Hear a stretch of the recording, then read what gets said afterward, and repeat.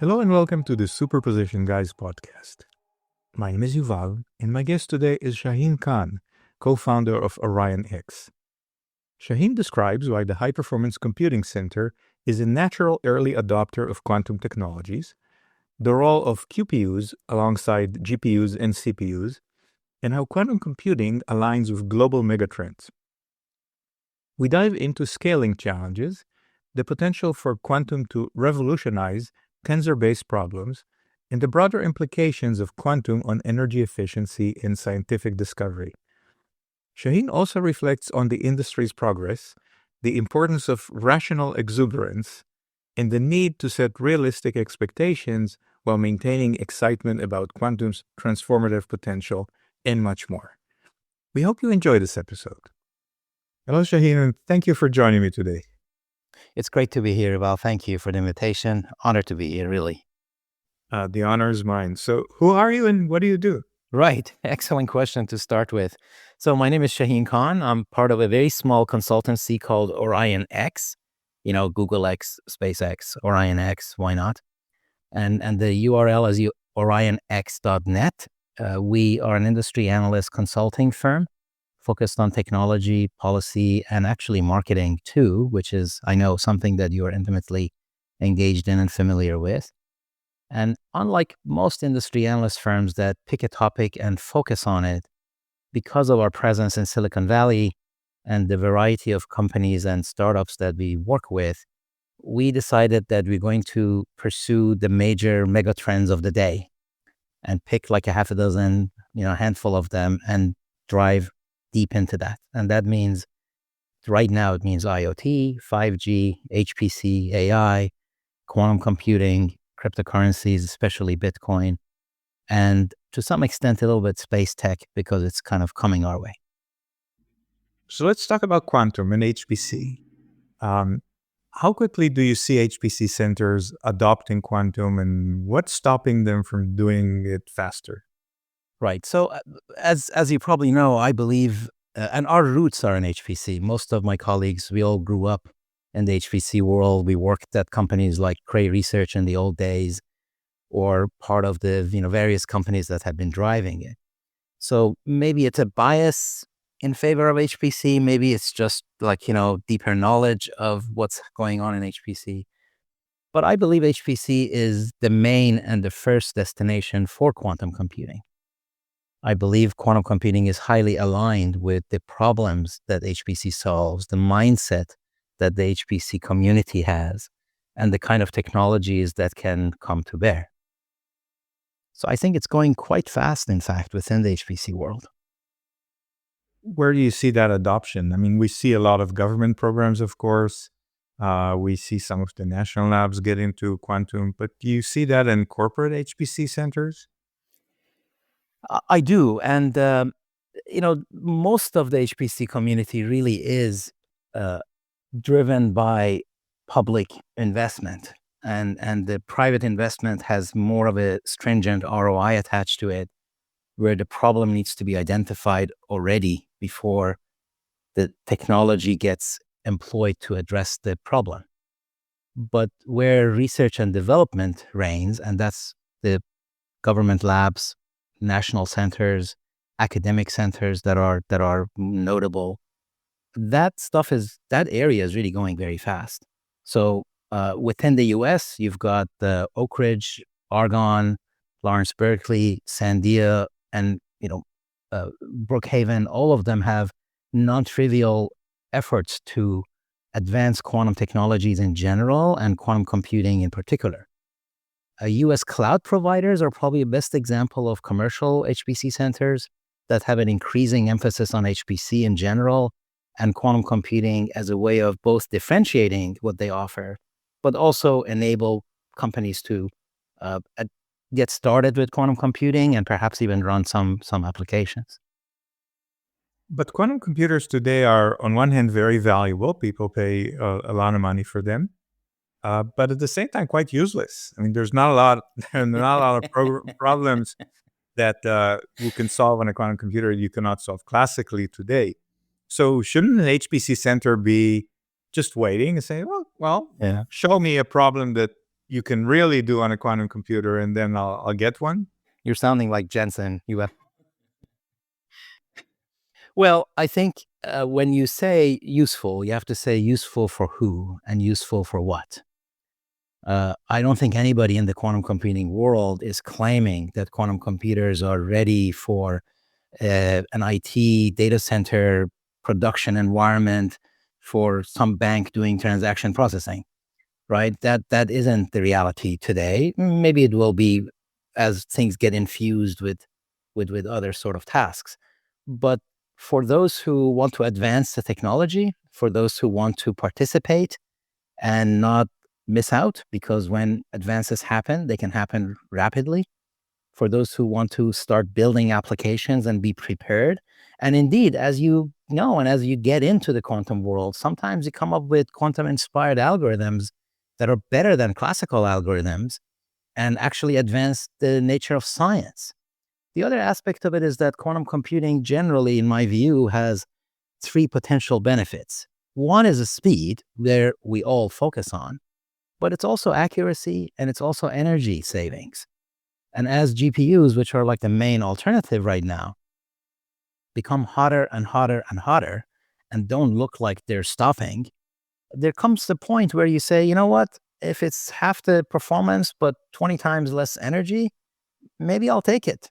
And I'll just double up the resources. So that potential is also there. And I think all of that comes together to say that, okay, this is a technology that we must invest in, we must stay on top of.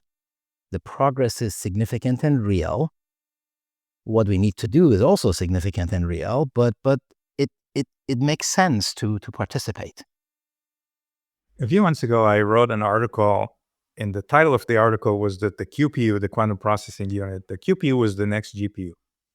The next day, I get these calls from my friends at NVIDIA and say, what do you mean the QPU is the next GPU? No, we think they work together, and so on. And next time, maybe you should, phrase it differently, unless you believe that QPUs are going to replace GPUs. We're still good friends, so no problem. But do you think that QPUs are going to take away some of the calculations, some of the computations that are done on GPUs? Or they'll just enable completely new type of problem solving? Yeah. Well, I think the moment where we have real quantum advantage is the moment when nothing else is going to just, compete at all. But while we're waiting for that, GPUs, VPUs for vector processing units, and CPUs are all alternatives. And really, if you look at the history of HPC, you could say that the formulation of the problems that are being solved in HPC started out with scalar. Let's just program it. And that's like the old Fortran, codes. And that all ran on CPUs. Then with Seymour Cray and CDC and Convex and, Alliant and FPS, the mini supercomputer era, and led by Cray as a big supercomputer and CDC as a second there. And also, Hitachi, Fujitsu, NEC, Siemens in Europe, many others. Those were all after vector processing, where you went from a scalar to vector. Right around, I would say, in the early 1990s, we started seeing matrix coprocessing. MCP, matrix coprocessing, was a thing. And it was really focused on solving matrices. At the same time, graphics coprocessors were necessarily doing a lot of 4x4 matrix multiplications to do the transformations, the scale, translate, rotate transformations that you need to do in the graphics world. So that was the beginning of GPUs. So you could say that GPUs are really optimized for matrix processing, but it's not like vectors can't do matrix, and it's not like matrix can't do tensor. So as you go from matrix to tensor processing, you can have GPUs, you can have GPU extensions to CPUs, like CPUs already have an MX for matrix extensions, they have VX for vector extensions. But if QPU shows up as a legitimate and effective solution for tensor math, that is really going to differentiate it from matrix algebra moving to tensor algebra. And I think it will occupy a prominent place. I think it's going to be coexistence. An ideal scenario is that you just apply the right accelerator to the right portion of your code, but it's coming, and I think that's what we should expect. So would it be correct to say that people who are promoting QPUs should actually look for these problems that are essentially tensor problems instead of trying to reconfigure QPUs to do what GPUs or CPUs are doing? Well, I think GPUs are already doing some of that tensor math, and of course, they have tensor cores now, and Google's GPU is called TPU for tensor processing unit. So there's a recognition that there is a class of nonlinear problems that require tensor math, and that it can be reduced to matrix algebra.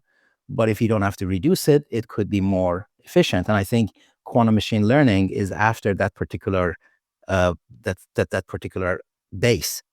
But also, you have to look at what quantum transformations are good at. If quantum transformations are formulated in tensor math naturally, which they are, then they lend themselves to that. I mean, really, if you take Shor's algorithm aside, which is, prime factorization, and it has spawned its own kind of mini industry.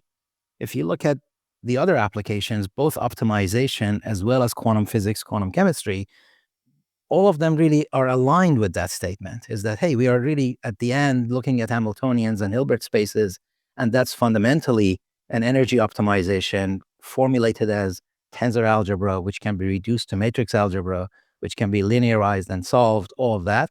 So QPUs can play a very prominent role there, and I think that's something that we should expect. You mentioned Cray and a bunch of other companies that don't exist today. I mean, they do exist, but they exist sometimes within other companies. Cray famously is owned by HP, I believe.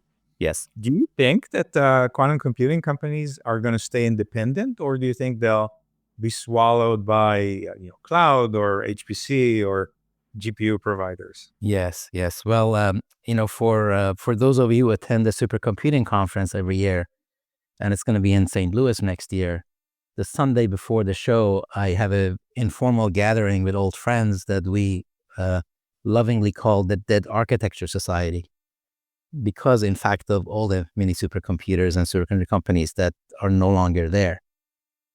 But look at NVIDIA.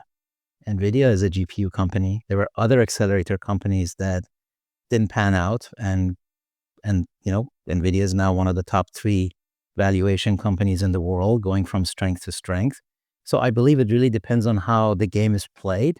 I think good strategy plays a part. I think luck plays a part too.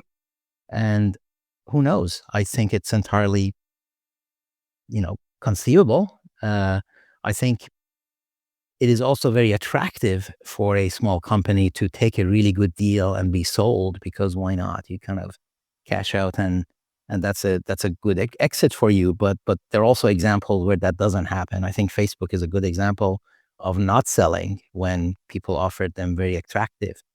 But Groupon is another example of an offer maybe they should have taken, right? So it's hard to tell, but I think that's possible very much. Earlier this week in the White House, there was a $500 billion program announced for AI. Does that take away budgets from quantum computing, or does that actually provide a chance that a small 10% of that, only 50 billion, would be allocated to quantum? I would like to believe it's the latter, that if you have that much money going into something, and if the something that you're investing it in is not flawless, I think the energy requirements, the power cooling, power transmission, power provisioning, power transmission, taking heat out, transmitting the heat out, those are all absolutely non-trivial problems within the AI world. And if quantum computing can offer you an alternative that is significantly less energy reliant, you have to look at that. And I think investing in that makes perfect sense. We saw that in the CHIPS Act, the Chips and Science Act that was put into law in 2022, was at the high level about chip manufacturing. But if you double clicked on it a couple of times, it included quantum science and investment in quantum science. Some of it translate into semiconductors as well, but some of it not. So I believe that the big companies with really serious big dollars would do well to hedge their bets, continue to look at the entire spectrum of science. Obviously, neuromorphic chips are a way of getting to lower energy, but they really haven't panned out. Quantum computing does that plus more. So my expectation is that investment in quantum computing will carry on. Certainly for governments, there's really no downside. I mean, even if, for the sake of argument, it doesn't work at all, just the fact that you gathered all this massive talent in one place is a good thing for society. It will do other good things, right? And other technologies come out of it. And in fact, the advances in the technology are very real and very significant and very impressive. You mentioned massive talent in one place, and when people were writing about this $500 billion proposed investment, they were comparing it to the Manhattan program, which I think in inflation-adjusted terms was only a mere $30 billion. So the question begs, do you think there is a need or an opportunity to create a quantum equivalent of a Manhattan program to create some quantum supercomputer? Yeah, I don't think the analogy is really valid beyond a meme, really. If you want to put a label on something big that you're doing, Manhattan Project is a very attractive, verbiage, but it's not the same. The beauty of computing is that it's a meta technology. It can be applied to every other technology. It's not a bomb. I mean, the bomb led to other advances in an indirect way, but itself, it really was just a bomb that you hoped to never use, right? And fingers crossed that will remain the same. But when you look at computing, it's a different ballgame. And I think it's in some ways bigger than a Manhattan Project because it is really setting the tone for the economic foundation in a global level for the next many, many decades. And that, of course, leads to geopolitics. We coined the term called technopolitics, and we're seeing the early examples of technopoliticians because that's where all the advances are. So I think that it's a big thing, and I think that quantum computing plays a significant role in this portfolio. It's not the only thing, but I think it's a very important pillar. Listeners of this podcast cannot see you on video, but they should trust me that I think you're above the drinking age.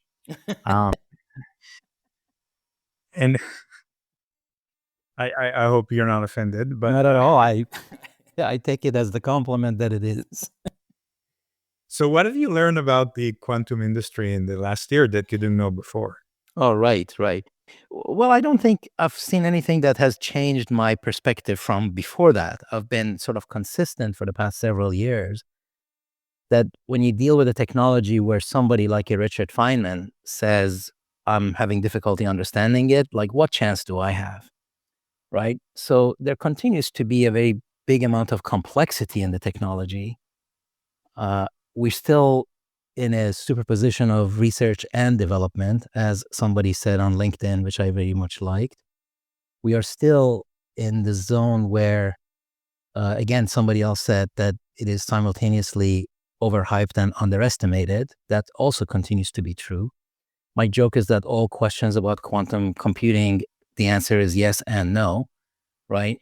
So there's all of that. But at the same time, the progress that's been made in error correction, and you and QERA were a big part of that just about a year and change ago, and additional advances have been made since then. That was significant.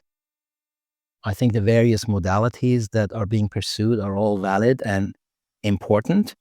And I think I echo those who think we need to invest in basic research and continue to invest in basic research. I think that's a major challenge in science in general. But I think for a market exists, right? I mean, various estimates have the quantum computing market as about $1 billion market. That's not trivial. And people who are spending that money are getting uses for it. They know what they're getting into. So in general, I think the challenge for this industry is to continue to make real advances and stop at the passion and exuberance and not cross that line. I think you do need passion. You need to be committed. You need to be excited. You need to, never say no, never say never. We're going to go make it happen. That sort of commitment is important, but it's also important to set expectations properly, to recognize who the audience is, to not like throw things out without guardrails. I think some of that has happened over the years, and that's unfortunate because I think it backfires. But in general, the market, you couldn't ask for a better market with the science and technology and the depth. I mean, you were on stage at the Q2B conference a few months ago. Like, where else are you going to get that sort of confluence of, massive talent, as I've said before, that is trying to solve a really big problem? I think that's just wonderful for humanity. So rational exuberance, that's the key. Well said. Well said. If we look at the progression of other technologies, computers started as the mainframes, and then they went out to the edge more and more and more. We see AI moving to the edge now. How long do you think quantum computing is going to stay at the center, as opposed to moving it at the edge? And I'm ignoring, quantum random generator chips on phones and so on. Yeah. Well, I usually, first of all, in agreement with you, I think we've been witnessing what I call the Big Bang in computing, that we had the mainframe and a dumb terminal, and then it went to client server, then it went to mobile cloud. And for like 5 seconds, we thought you have a iPhone at one end, a cloud at the other end, and you're done, and you are not done. So now what you're getting is essentially a digital fabric where there are nodes in the fabric everywhere and computing of different strength. And it's true that almost, the majority of data is going to be created and used outside of the data center. But there is also a data gravity that pulls some data into the data center to be held there forever.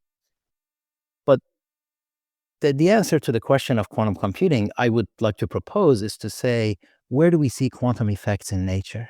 And the answer is everywhere. So really, the question is, what can we harness? What can we manipulate in a controllable, programmable way? Or even if it is not in a programmable way, in a way that has a major application that justifies a larger volume. So I think that's going to happen down the line as we understand how to manipulate it and build it in the data center in a more controlled environment and get those applications going. So I think it might very well follow what we've seen in computing, where it was just in the data center before it gradually left the premises, right? To the point where, on-prem and off-prem became a thing. But I do think that that's like ways out. I kind of generally agree with what was said at Q2B as well, that, the roadmap started looking really interesting by several vendors. And IBM gets credit for publishing theirs and compelling others to do so. Like between 2030 and 2035 was when the roadmaps become really, really interesting. Do you get more questions from your clients about PQC than about quantum computing? Do they worry more about the security, or are they focused more on the computing part? The HPC world is really focused on the computing part. I think businesses and investors are attracted to quantum safe cryptography and post-quantum cryptography because they believe there is a market segment there, and there is. But I call that sort of the unquantum market, because besides quantum random number generators and key distribution, and maybe there are a couple of algorithms that actually could use a quantum computer for encryption, the rest of the market is afraid of quantum computers. You're trying to avoid it rather than use it. So I think it's a good motivator, but I don't think that's ultimately where the action is going to be.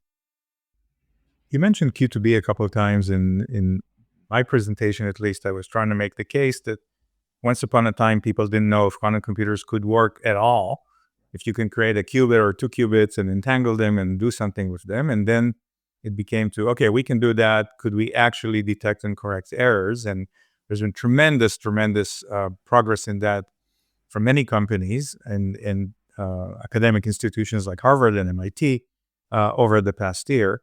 So I think it's not done, but I think it's a given that errors could be detected and corrected. And then the next challenge that I was trying to present is about scaling. Well, can we make it large enough to be useful? And my question to you is, one, do you agree? And two, what other problems do you see as those that remain to be solved? Right. So in general, I propose that we classify problem, because it sort of is a simple way of doing it, is that into linear and nonlinear. The linear problems are easy, solved already, and we're done. Thank you. Right. The nonlinear parts it becomes harder because high dimensional. They could be spatial, temporal, nonlinear, multi-scale, physics. What are the patterns in data? It could get really complicated, but you could crudely, because it's convenient, say nonlinear easy, nonlinear hard. I think nonlinear hard is where all the action is going to be and where all the interesting stuff is going to be.